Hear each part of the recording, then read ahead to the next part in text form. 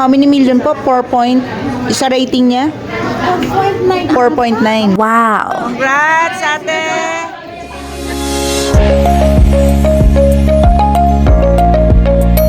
Si Blay.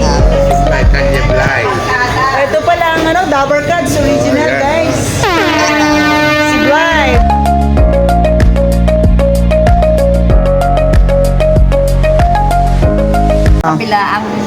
Sila ay nagsimula dahil itong si Doy ay talaga ay simulat sa pool ay gustong magkaroon ng bar o restaurant dito sa Barcelona.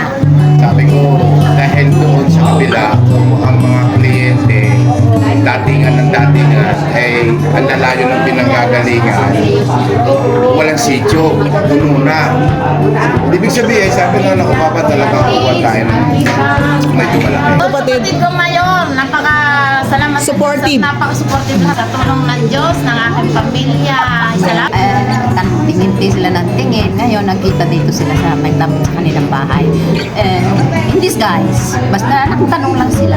Tinawaran. Palit pala, ha? Binigay sa kanila.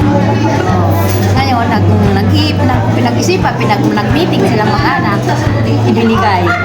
Gumawa ng paraan para makuha nila. Simula sila sa cafe, bukadillo, lahat ng struggle. Pandemic yata yung nagsimula. Pandemic. Alam na ngayon, sa social media, nagsisimula lahat ang mga mga promotion, Marketing. Nagkataon na pumasok sila sa hamburgueseria, hamburgers. Dati-dati nga yun, mga kape-kape lamang. Si Doy galing sa restaurant na nagtrabaho siya sa isang hamburger. Burger House. Burger House. May natuto siya. Ayun. Ginawa niya, ay sabihin ay Yung kanyang kaalaman. kaalaman ni senior na sa kanyang pagkikita. Nagkataon na may TikToker na kumain. Nag-trending. Yun, nagsimula na yun. Wow, congratulations. Walang kakaunti ang mga kumakain dito national. Kundi talaga ng mga nag-iipitan Estranghero. Foreigners. Yun, nagsimula na doon. So ngayon, mga local na, mixture of local, estranghero, Pinoy, of course. Nagkaroon sila ng problema doon. Hindi sila makaluto ng Oo, dahil may level po ang ngayon ay hindi nga tayo pwede dito na lumalakas na ang mga tao nang reklamo na ay masarap sana kaso maliit ang kanila ang lokal nila. ng sitio.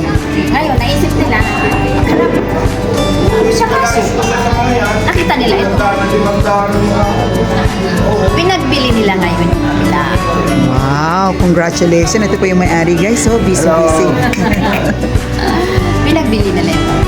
Kaya totoo lang, alam nyo naman kung ano kamahal ang sa lupa. Yeah, opo. Tapos, sa tulong-tulong, nakonsigil nila. Wow, congratulations. Nakonsigil nila. Happy kami. Happy kami. Para sa pamilya na po. Talaga naman. Inilaki nito siguro mga 3 o 4 na laki nung dati. Ano po? Kung hindi pa dito sa dalawang anak nilang binata, tsaka ni David. Ayan, Daryl at Daven. Saludo ko sila kung bata. Ang aking dalawang binata. Dahil mahilig sa barkada, ganon. Yes, I want to cry. Salamat ng madami, Lord. At nakamit ko ang magkaroon sa malaking restaurant. Kaya nagsimula kami sa maliit. Ate. I-invite ko po kayong lahat. Kayo dito sa Barkada, numero 44, Calle Blay. Tumaba.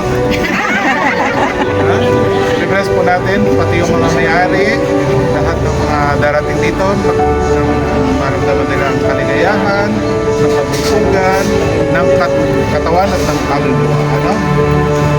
Sa ngalan ng Ama, ng Anak, ng Espiritu Santo. Amen.